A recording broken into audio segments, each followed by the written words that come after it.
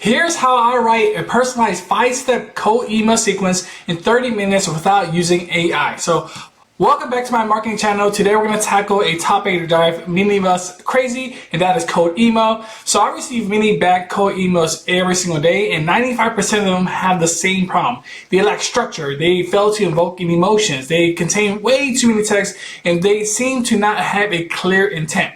There's no wonder people say that cold email is dead, but I'm here to tell you that it's not. It's just being done wrong. So how do we fix this? In this video, I'll share my 5-step process to write personalized cold emails that actually get response. And guess what? It's only going to take 30 minutes. No AI tools needed. It's just a simple, effective strategy you can implement right away. So here's a sneak peek on the 5 email sequence. The first one is being the first touch point. So we're making a strong observation and we're identifying a problem. Email 2 will be sharing a value, so providing valuable resources and soft call to actions. And the third one is going to be sharing our thoughts, keeping it brief and asking for feedback. And the fourth one is referral, so finding the right person to talk to. And the last email is going to be bye for now. If you're a B2B owner struggling with cold email, this video is for you. My name is Tony Chan. I am a certified marketing manager with over 10 years of experience. I help B2B business owners get 2 to 5 warm leads per week without relying on paid ads and referrals. So let's get started. Alright, let's jump into the first email in our 5-step cold email sequence, the first touch point. So this email is crucial because it's your initial contact with the prospects. And you need to make a strong impression. So here's the breakdown of what you need to include. First one is starting with observation. So start by making an observation about a situation relevant to the prospect. And then second, you want to share a problem or insight derived from your observation. And then, of course, you got to add credibility to show why you're qualified to talk about the problem. And then briefly explain how you can solve this problem. And end with a call to action that piques their interest. Now, let's take a look at the example to make this concrete. Hey, John, I noticed that you recently hired a marketing manager in Pennsylvania to expand your company in the East region. Many marketing managers need help to maintain consistent outbound prospecting while managing other responsibilities. We've been helping B2B owners like Leo's Consulting keep their outbound efforts consistent. This frees up their time to focus on closing the warm leads we generate for them. So does this sound like something you're envisioning? Best, Tony. So why does this work? Let's break it down. First, we're starting off with observations showing that you have done your homework. It's not a generic email, it's personalized. People appreciate you when you notice details about their companies. Next, identifying common problems makes your email more relatable, right? Prospects are more likely to engage if they feel you understand their challenges. Adding credibility is key. Mentioning that you helped a notable client builds trust. Then offering a concise solution shows that you respect their time. You're not overwhelming them with information, but providing a clear benefit. A survey by Demand Gen report found that B2B buyers prefer content that's easy to consume, so always keep that in mind. Finally, the interest-based CTA invites them to think about their needs without being pushy. It's a subtle way to keep the conversation going. So this approach ensures your first email stands out in the crowded inbox and sets the stage for further communication. So let's move on to the second email, and we're going to be sharing value. So this email is all about providing your prospect with the useful information that position you as a helpful resources rather than just another salesperson.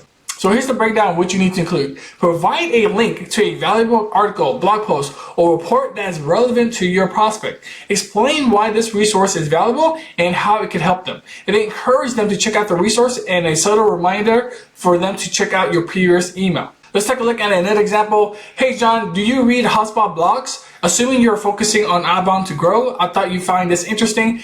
This blog post explains a simple 3-step process to start a multi-channel outbound strategy and build a solid pipeline in just a few weeks. Check it out when you have a moment. P.S. Any thoughts on my previous notes? Best, Tony.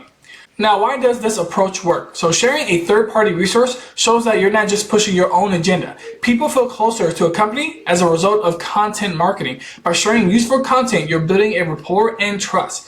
And explaining why the resource is relevant helps the prospects see the immediate value. It's not just a random link, it's something that you can help them solve a problem or achieve a goal. So this aligns with the principle of reciprocity. So you basically provide value first, which increases the likelihood of them reciprocating. The soft CTC is crucial. So CTC stands for call to conversation. You're gently reminding them of your previous email without being too aggressive. Emails with a single clear call to action increase conversions, okay? So this email also keeps the conversation going by ending with a postscript that prompts them to think about your previous message. It's a nudge that keeps you on top of mind. And so by providing value, you're positioning yourself as a helpful and knowledgeable partner. And this approach increases the chance of your emails being opened and read rather than being ignored and deleted. Now we're on to the third email. This email is short and to the point, designed to remind your prospects of your previous messages and prompt them to engage. So here's what you need. Keep it brief and relevant. Remind them of your earlier messages and ask for feedback. Encourage a response with an open-ended question. Let's take a look at an example. Hey John, given that you're planning to expand, I thought this would be worth discussing. Any feedback on my previous message? Best, Tony. This email works because it's just the brevity of the email. The email is between 50 to 125 words. Keeping it short shows that you respect their time and increases likelihood that they read and respond. It's easy for the emails to get lost in the crowded inbox, so a gentle reminder can be very effective. Follow-up emails can boost response rate, so ending with a question is a proven strategy to encourage engagement. Open-ended questions in particular are great because they require more than a yes or no answer, fostering a dialogue.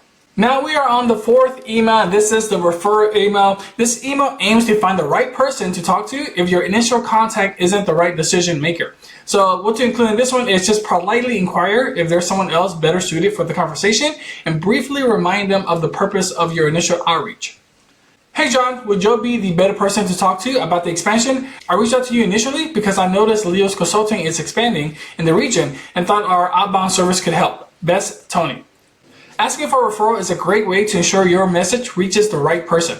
If your initial contact isn't the right person, they can often point you in the right direction. So keeping the email concise and to the point shows respect for their time. A short, direct email is more likely to get read. So explaining why you reach out initially provides context and reminds them of the relevance of your message. It reinforces the purpose of your outreach and why it matters to their business.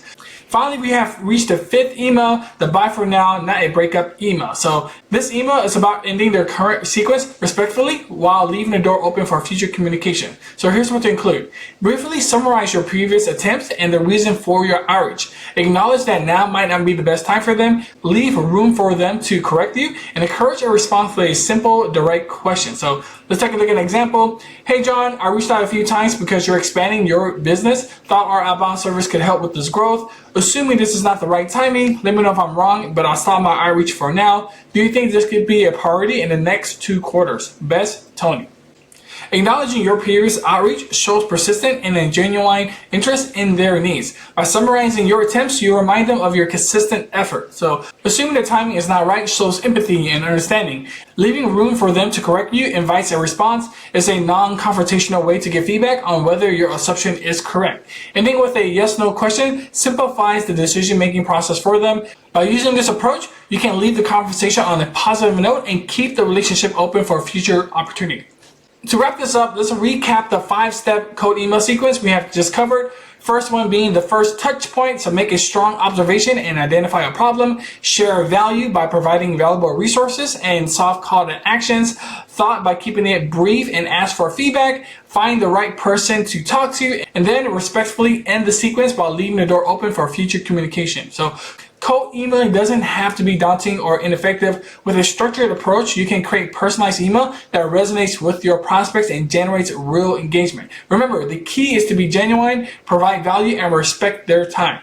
So if you enjoyed this content and want to scale up your B2B business, let's chat, get 2 to 5 warm leads per week through targeted email marketing. Don't waste your time figuring stuff out. You can't scale on referrals due to the limited network, and relying on paid media is costly and unpredictable. So let me help you speed up the process and build the structures to scale up and produce revenue. So book a 15-minute consultation with me using the calendar link in the description below. Talk soon.